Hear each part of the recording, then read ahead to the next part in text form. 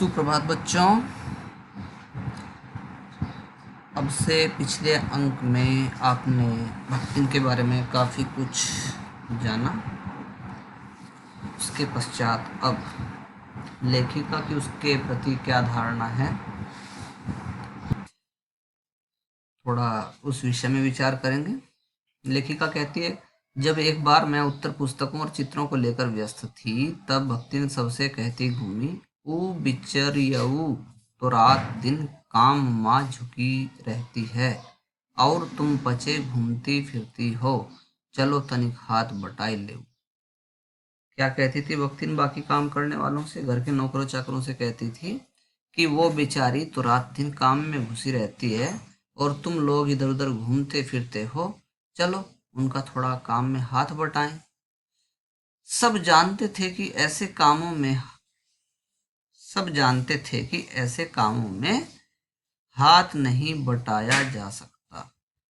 जो जिसका काम है उसको वही कर सकता है। मैडम अपने काम को खुद ही कर सकती हैं, मैडम के काम को कोई अन्य नहीं कर सकता था। सारे नौकर चाकर इस बात से परिचित थे। उन्होंने अपनी असमर्थता प्रकट करके भक्तिन से पिंड छुड़ाया। सबने मना कर दिया कि नहीं, मैडम का काम हम भला कैसे कर सकते हैं, मैडम के काम में हम जैसे अनपढ़ लोग कैसे हाथ बटा सकते हैं। अतः उन्होंने अपनी असमर्थता प्रकट कर भक्तिन से पिंड छुड़ाया। बस इसी प्रमाण के आधार पर अब भक्तिन को तो बात मिल गई कि मेरे जैसी जो मैडम है ऐसा कोई विद्वान दूसरा नहीं है। इसी प्रमाण के आधार पर उसकी सब अतिशोक्तियां अमरबेल सी फैलने लगी।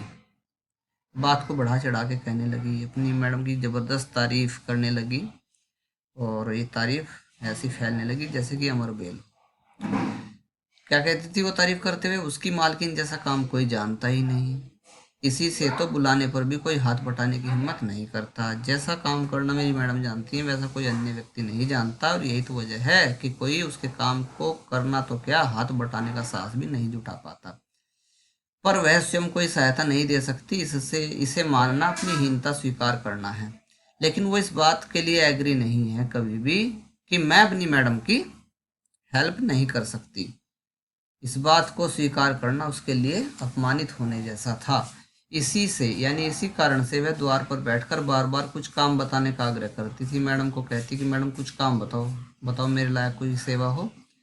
कभी उत्तर पुस्तकों को बांधकर, आंसर शीट्स पड़ी रहती थी, उनको एक जगह बांध के, कभी अधूरे चित्र को कोने में रख के। मैडम आपको पता है ना, महादेव वर्मा एक चित्रकार भी थी, उनके द्वारा बनाए गए अधूरे चित्रों को कोने में संभाल के रख देती थी। तो ये उसकी इनडायरेक्ट वे में मैडम का हेल्प करने का तरीका था।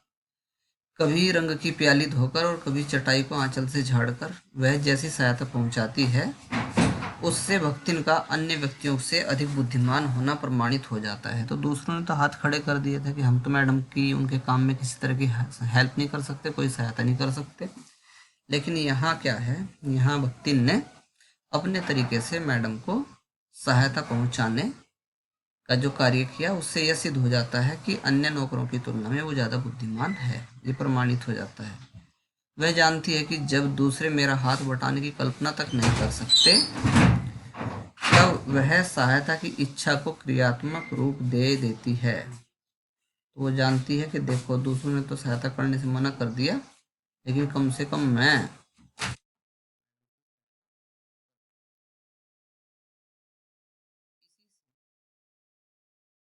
मेरी किसी पुस्तक के प्रकाशित होने पर उसके मुख पर प्रसन्नता की अभाव वैसे ही उद्भासित हो उठती है जैसे स्विच दबाने से बल्ब में छिपा आलोक। तो जब भी कभी मेरी कोई लिखी हुई पुस्तक प्रकाशित होती थी, पब्लिश होती थी, तो उसको लगता था कि उस पुस्तक में उसका भी कोई ना कोई योगदान परोक्ष रूप से जरूर होगा। और पुस्तक के प्रकाशित होते ही उसके चेहरे पर ऐसी चमक देखने को मिलती थी जैसे कि स्विच दबाने पर अचानक ही बल्ब में से आलोक के प्रकाश निकलने लगता है। वह सोने में मतलब अकेले में उसे उसे मतलब उस पुस्तक को बार बार छूकर, आंखों के निकट ले जाकर और सब और घुमा फिराकर मानो अपनी सहायता का अंश खोजती है, कोशिश करती थी कि यही वो पुस्तक है जिसको मैडम उस समय लिख रही थी। जब मैंने मैडम की सहायता करी थी, तो वो मानो इस पुस्तक में अपनी सहायता का अंश खोजने की कोशिश करती है।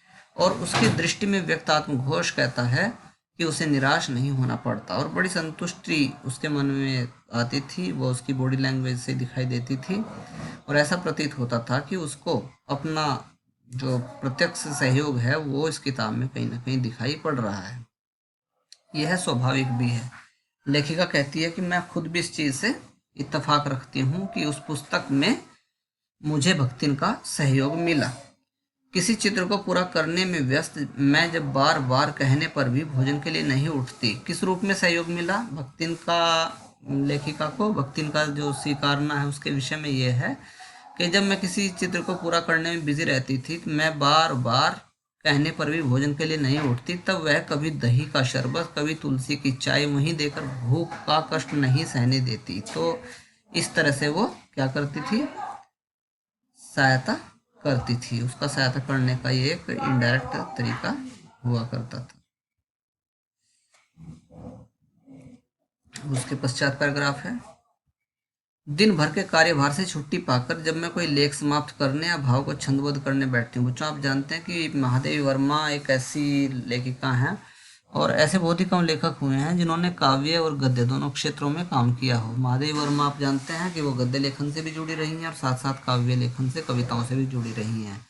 इसलिए लेखक कहती है कि जब कोई मैं लेख समाप्त करने या भाव को छंदबद्ध करने बैठती हूँ तब छात्रावास की रोशनी बुझ चुकती है। मेरी हिरनी सोना तख्त के पैताने फर्श पर बैठकर पागुर करना बंद कर देती है। कुत्ता बसंत छोटी मचिया पर पंजों में मुख रखकर आंखें मूंद लेता है और बिल्ली गोधुली मेरे तकिए पर सिकुड़कर सो रहती है। तो जब मैं दिन भर के कार्य से निपटने के पश्चात अवकाश के समय में थोड़ा सा समय निकाल लेती हूँ जिसमें मैं किसी गद्य पाठ को लिखना समाप्त करना चाहती हूँ या किसी कविता, किसी भाव को किसी कविता में मैं लिखना चाहती हूँ। जब रात्रि का समय होता है, छात्रावास की रोशनी बुझ जाती है, जब मेरी हिरनी सोना तख्त के पैताने फर्श पर बैठकर पागुर करना यानी जुगाली करना बंद कर देती है। हिरनी, कुत्ता, बसंत, बसंत का नाम आपको पता है कि उनके पास में जितने भी पशु पक्षी उन्होंने पाले हुए थे हर एक का कोई ना कोई नाम हुआ करता था। आपने उसमें देखा था क्लास 8वीं में, मोर का नाम नीलकंठ, वो भी उन्हीं के द्वारा लिखा गया पाठ था बच्चों। कुत्ता बसंत छोटी मचिया पर पंजों में मुख रखकर आंखें मूंद लेता और बिल्ली, जिसका नाम क्या था, गोधुली, मेरे तकिए पर सिकुड़कर सो जाती थी। पर उस समय भी रात की निस्तब्धता, रात के सन्नाटे में अकेली न छोड़ने के विचार से कोने में दरी के आसन पर बैठकर बिजली की चकाचौंध से आंखें मिचमिचाती हुई भक्तिन प्रशांत भाव से जागरण करती है। तो सब जगह सन्नाटा, चारों ओर जो प्राणी मात्र है वो भी उस समय जगह हुआ नहीं होता, और लेकिन मेरा साथ देने के लिए मेरे कमरे के कोने में दरी के ऊपर आसन पर कौन बैठी हुई होती है? भक्तिन बैठी हुई होती है। और तेज लाइट, क्योंकि अब उसका बुढ़ापा है, तेज लाइट की जो चकाचौंध है उससे उसकी आंखें थोड़ी सी दुखती जरूर हैं, लेकिन फिर भी वो शांत मन से बिना किसी शिकायत के जागरण करती रहती, मेरे साथ जागती रहती है। वह ऊँघती भी नहीं, ये भी नहीं कि बीच में उसने जमाई ली हो, यौनिंग की हो, क्योंकि मेरे सिर उठाते उसकी धुंधली दृष्टि मेरी आंखों का अनुसरण करने लगती है। जैसे ही मैं लिखना बंद कर देती थी और मैं अपना चेहरा थोड़ा सा ऊपर उठाती थी, भले ही मैं आराम करने की नीयत से अपना चेहरा ऊपर उठाती हूँ, लेकिन एकदम भक्तिन अलर्ट हो जाती थी और देखती थी कि मेरी दृष्टि किधर जा रही है, और उसकी दृष्टि, धुंधली दृष्टि भी मेरी आंखों का अनुसरण करने लगती थी कि मैं किधर देख रही हूँ। यदि मैं सिरहाने रखे रैक की ओर देखती हूँ, किताब रखने का जो रैक होता है, तो वह उठकर आवश्यक पुस्तक का रंग पूछती है, क्योंकि वो पढ़ना तो नहीं जानती, टाइटल तो नहीं पढ़ सकती, लेकिन कहती है कि कौन से रंग की पुस्तक मैं आपको दूं। यदि मैं कलम रख देती हूँ तो उसको लगता है कि शायद स्याही खत्म हो गई, तो वह तुरंत क्या करती है, स्याही उठा लाती है। और यदि मैं कागज़ एक और सरका देती हूँ तो उसका लगता है कि शायद इस फाइल का काम पूरा हो गया है, तो वो दूसरी फाइल टटोलने लग जाती है। यानी अनपढ़ होते हुए भी वो इस तरह का सहयोग करती है जब मानो कि वो बहुत पढ़ी लिखी हो। बहुत रात गए सोने पर भी मैं जल्दी ही उठती हूँ और भक्तिन को तो मुझसे भी पहले उठ जागना पड़ता है। कारण क्या? खाना बनाना तो है ही, लेकिन साथ ही साथ दूसरे भी कारण थे, जैसे सोना, उनकी क्या नाम था बकरी का, वो उछल कूद के लिए बाहर जाने को व्याकुल रहती थी। बसंत जो उनका कुत्ता था वो भी, जो सुबह ही जाना है कुत्ते को घूमने के लिए, वो भी दरवाज़ा खुलवाना चाहता था नित्य कर्म के लिए। और गोधुली चिड़ियों की चहचहाट में शिकार का आमंत्रण सुन लेती, और गोधुली नाम की जो बिल्ली थी उनकी, वो भी चाहती है कि वो बाहर शिकार करने चली जाए। तो इस तरह से सब की जो ख्याल रखने वाली थी वो भक्तिन थी, इसलिए उसको सबसे पहले उठना पड़ता था। मेरे भ्रमण की भी एकांत साथिन भक्तिन ही रही। लेखिका कहती कि मैं जहाँ कहीं भी घूमने जाती थी तो वो मेरे साथ जाया करती थी। बद्री केदार आदि के ऊंचे नीचे पहाड़ों और तंग पहाड़ी रास्तों में जैसे वह हट करके मेरे आगे आगे चलती रही है, वैसे ही गांव की